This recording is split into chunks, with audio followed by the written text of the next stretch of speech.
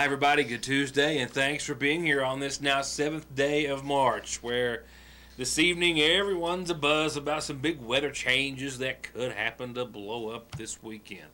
Well, rightfully so. I mean, it still could literally go one way or the other, but there's a potential, there's a chance, and a probability that regardless of what happens this weekend, we are going to go from extremes one to another between now and then.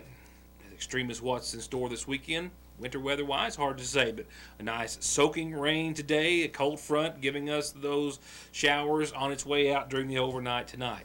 So from one day to the next, on tomorrow, near critical forest fire weather conditions, sun and winds in your forecast, and the potential for some accumulating snowfall Saturday night. This next winter weather maker, should it be that, is not something we have seen this winter, obviously. The system is making its way into the Ohio Valley Friday in some form or fashion, but it could be two very different forms and fashions. A lot of Arctic air traveling east, that's to our north, and where it hits a lot of really warm air, well, that's going to determine whether we see inches or not, and not might even be nothing. Models over the past 24 and 48 hours, and even lingering on back beyond that, continue to show the cold air dipping down and making its way down into Kentucky just a bit more and more, but we're still way too far out to have anything with any type of certainty.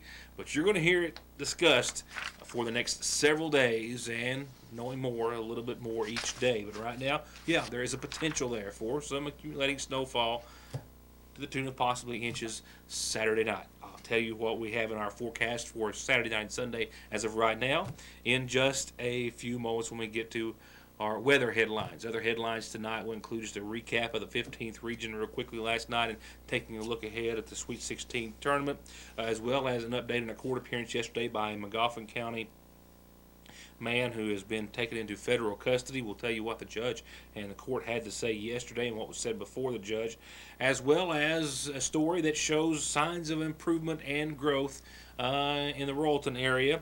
And it's a report that we've known it for quite some time, that they were working really hard to attract a new retail store to downtown Royalton, and it's been a bit delayed, but nevertheless it's all finalized and will be here sooner than you may realize, and we'll have someone to tell us about that in just a few moments. Our top story tonight will center around, however, 44-year-old Greg Howard of Howard's Grocery, who made his first court appearance yesterday evening or late afternoon since being taken into federal custody after his store, Howard's Grocery, was raided by federal and state authorities this past Friday. Howard, still on federal probation from an earlier conviction following the first raid of Howard's Grocery back in late 2013, was brought before U.S. Magistrate Judge Robert Weir yesterday. That initial appearance on alleged violations of his supervised release, his federal probation and parole. The court advised Howard of his constitutional rights at the beginning, following which Howard requested a counsel and legal representation, and after determining that he qualified, the court appointed Honorable Joyce A. Merritt. The court going on to cover all the allegations and potential penalties against him. The court further advised Howard of his rule-based right to a preliminary hearing, but Howard, after being sworn in, waived his right to a preliminary hearing, and the United States requested that he be held interimly. Even though Howard sought to be released, the court heard statements and arguments of counsel, after which they found that there was probable cause to believe that Howard violated the terms and conditions of his parole, and they set the matter for a final hearing this Thursday, day after tomorrow at 1:15 before Chief Judge Caldwell in Lexington. The court also remanded Howard to federal custody pending Thursday's final hearing. The court noting that they believe at this time that Howard failed to carry his release burden and that he did not prove by clear and convincing evidence that he would not pose a danger in the interim if he were to be released. The court said that they wouldn't detain him just on a risk of flight alone. The United States conceded on that basis, it says. The danger, however, they say, is a different matter, and Howard returns to the court after getting what the court says was a break on his initial sentence and getting time served and probation instead of going to prison.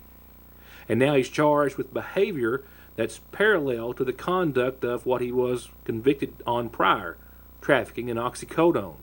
The allegations, they say here, appear to be objectively well supported and cover nearly a month of conduct that apparently authorities have been monitoring. The court also noted that Howard didn't clearly show, as he is believed to be a repeated oxycodone trafficker, that he would not pose a continued danger to the community via drug distribution if he were to be released. While it wasn't necessarily the nicest of days to ask someone to get out in the weather and give us some information on a story, we did just that. To learn that Magoffin County is about to become a 2DG town again, but the new Dollar General location won't be replacing the one that had to give way for the Mountain Parkway expansion project. While there may be another one built somewhere down the line to replace the one that had to be torn down to make way for the road improvements, this one is coming to a new location. This new location is going to be built to serve residents and visitors and tourists alike in the Royalton and southern Magoffin County area, where it's clear that recent growth and the prospect of more to come has led to a store being built where it may not have been just 5 years ago. They were looking in this area. I feel like probably they were looking because when they came to, of course, the $1 store getting, on the Parkway, having to be torn down, that got them looking in Magoffin County. And then, because of Royalton being a trail town, that directed them in this direction, I think.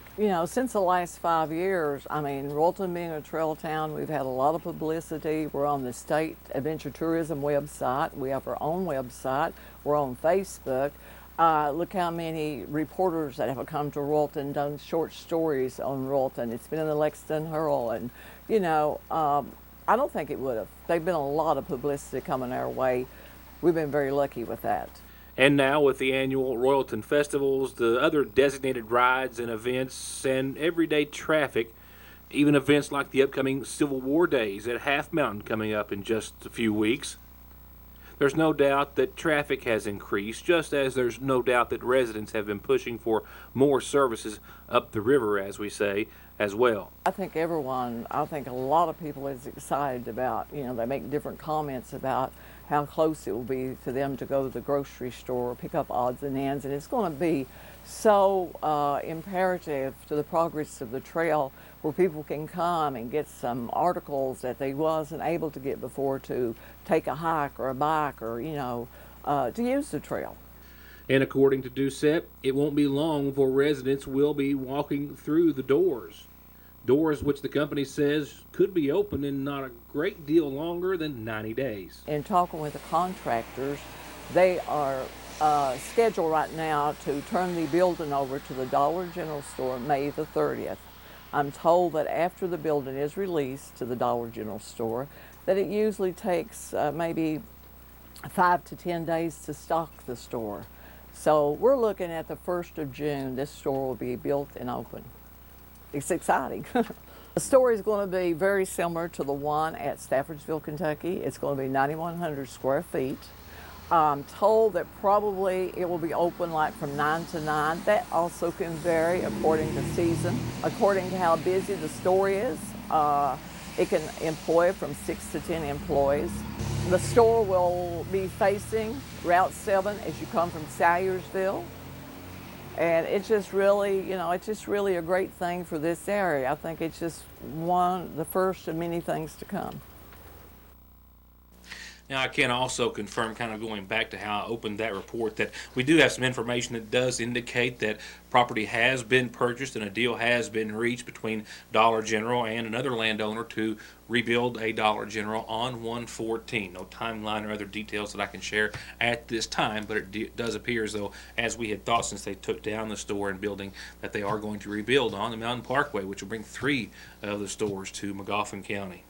Now, all the events that are taking place in Royalton leading up to a business of that magnitude wishing to set up shop in hopes that there's going to be a lot more growth are centered around just a general theme and movement in, if you will, in eastern Kentucky, and that is tourism being a lot of that. And tomorrow there's going to be a vote on a bill that will largely go to increase that process. Legislators are going to hear bills tomorrow.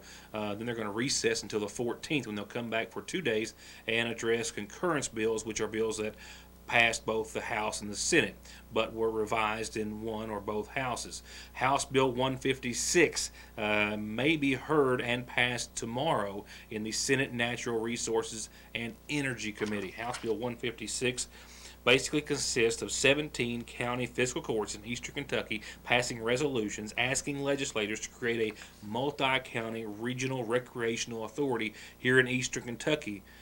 It is now sponsored by 21 co-sponsors. All 14 members of the House Tourism and Outdoor Recreation Committee have voted yes for House Bill 156. The bill passed out of the House by a vote of 90-1. It is now in the Senate Natural Resources and Energy Committee, where it will be heard, we believe, tomorrow, talking about creating a regional multi-county ATV and riding trail, just another cog in the wheel of planning to bring much more tourism to eastern Kentucky. And House Bill 156 and some other things that are of that category or like-minded nature are some things that we'll be covering and talking about a little further on down the road. I know my voice is it just starts to wane the farther I go along, so a quick drink of water and I'll return with some more information and headlines in just a second. To get high-speed internet on their state-of-the-art fiber optic network for all of your home and business solutions, or to watch TV without a contract on over 200 digital channels with superb quality, or stay connected with family and friends with 24/7 telephone service you can always depend on, contact Foothills Broadband today. Or just click on their link to the right to find out how they're working to provide the latest in communications at affordable prices with exceptional service at Foothills Broadband. Birthday wishes going out on our community calendar tonight. A happy birthday, it says, to Artie Jason Shepard, with a whole lot of best wishes and love from a whole lot of family and friends and Aunt Bonnie. Happy birthday to Artie Jason Shepard.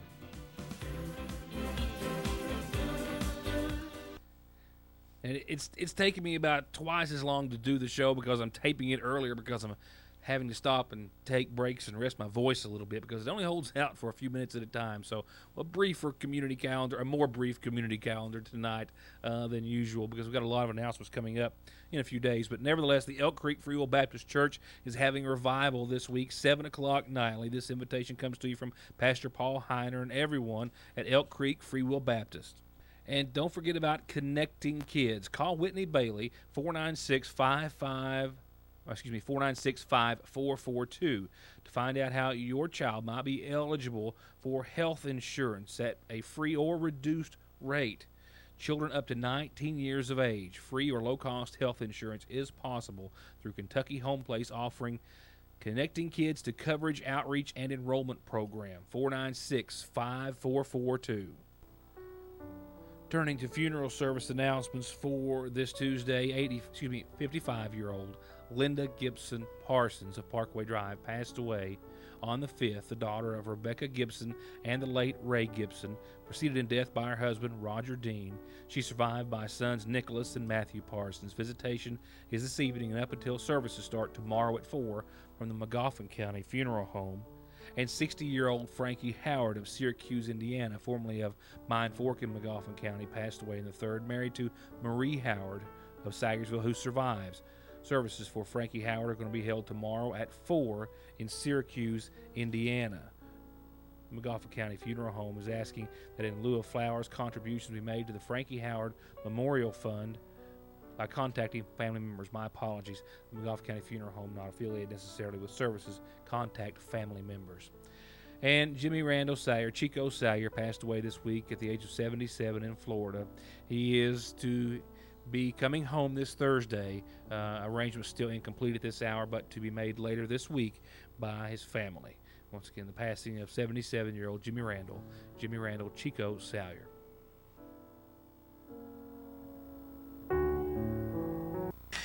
I myself, still loosely under doctor's orders last night, so to speak, stayed home and tried to get a little more rest and didn't make it to the expo. But I was listening via the airwaves and heard, as many saw and possibly heard as well, Pikeville becoming your new 15th Region Boys Champion and now headed to the Sweet 16. Central, the 2012, 13, 14, and 15 15th Region champs, making their 6th consecutive appearance in the championship game, were an unknown to Pikeville just as they were to Central because they hadn't played in the regular season. Pikeville's last title came in 1999, and this was Coach Alicia Justice's first year as head coach for the Panthers, who were down 18 in the first half, but a 17-2 run at the end of the third put Pikeville in it and on top. Johnson Central closed to 4 points down at the 2-minute mark, but the Panthers outscored Central 27-12 in the third and 33-29 in the fourth quarters. Final score 84-95 with the Pikeville Panthers going on to the Sweet 16. Now, the boys bracket has not been set for the state tournament as of yet. Of the 16 teams going, only 5 are known. Pikeville, obviously one of those. We do know they will play the 14th region winner next Wednesday, the 15th, at 1:30 in Rupp Arena. While the girls' Sweet 16, as I told you on yesterday, is set to tip off tomorrow, with action we may be watching closely happening on Thursday. In Session 4 at 6:30, Paintsville will take on Simon Kenton, the 27-6 Simon Kenton and the 28-4 Lady Tigers of Paintsville. Now, also earlier that day, we have to make mention as well that Knott County Central will be playing in the third session. 28-6 Knott County Central ladies taking on Henderson County at 27-5 at noon on Thursday. Now, let's wrap it up with your weather outlook, and still nothing really more to add to the chances of some accumulating snowfall this weekend. I'll touch more on it in just a second when we get there. Closer to home or closer to now, we do have the next front that's going to roll through, I think, around 9 o'clock or so. A break in the action right now from some light showers. We'll see a quick line pass through, and maybe some winds out of the southwest, 5 to 17 miles per hour or so, and a low of 39 tonight. Those will be short-lived, and those showers will give way to clearing skies thereafter. And by tomorrow, I think we'll see the low 60s again under sunny skies and a really nice Wednesday in store. In fact, mostly clear skies tomorrow night, and ditto for your Thursday as far as nice conditions are concerned. 67 and sunny. You'll notice at the far bottom right of your screen, it says showers late, mainly way after midnight, 2, 3 o'clock in the morning on Friday. So Wednesday and Thursday, 60s and sunny and nice. And that will bring about the change. First off, temperatures, followed by, well, some precipitation returning as well. Thursday night, like I said, 2 or 3 o'clock Friday morning, some showers start to roll in. That next front will give us cooler air on Friday, 50. Showers will end, I think, around midday on your Friday, so short-lived. But 50 degrees, 25 for nighttime lows. We'll see partly sunny skies for the latter afternoon hours and early evening on Friday, and then clear skies that night after we see some sunshine. And for the day on Saturday, subject to change. Right now, the National Weather Service calling for chances of some snow showers before noon. More precipitation rolls in by early Saturday. And you'll notice temperatures early Saturday morning are going to be in the mid-20s. So should we see any early, that being precipitation, we'll see some snow. If we do see it early and we see it continue, we'll see it change over to rain and possibly back to snow. 39, 25 for your high and low, mostly cloudy. And right now, chances of precipitation, albeit rain or snow, stand to be on Saturday right around 60%. Sunday, some of that lingering precipitation may be in the morning hours, but otherwise a little sunshine to follow, and 41 and 24. That is all, like I said, subject to change. A big push of Arctic air, and where exactly that's going to meet up with a lot of warm air, we'll have almost everything to say about if we see a blast of winter here at this particular time, this particular weekend. Still a great deal of unknowns. We'll be following it throughout the week, as will everyone, without a doubt. Nothing starts a buzz like saying the word snow, even or especially when you really haven't had any and winter's still very much here. Most assuredly, I can promise you one thing for the weekend. Temperatures will be around the 40-degree mark. That might change a little bit. What won't change is we're setting those clocks up. That's right. We're springing forward Saturday night into Sunday. One of my favorite things to happen all year long. Well, that's, as I and they often say, a wrap for tonight. Thank you for being here and watching. More exclusive news and coverage and information to come the rest of this week and every weeknight at 6 and 11 here in Your News Today. Thank you for watching this show, and hope to see you for the next.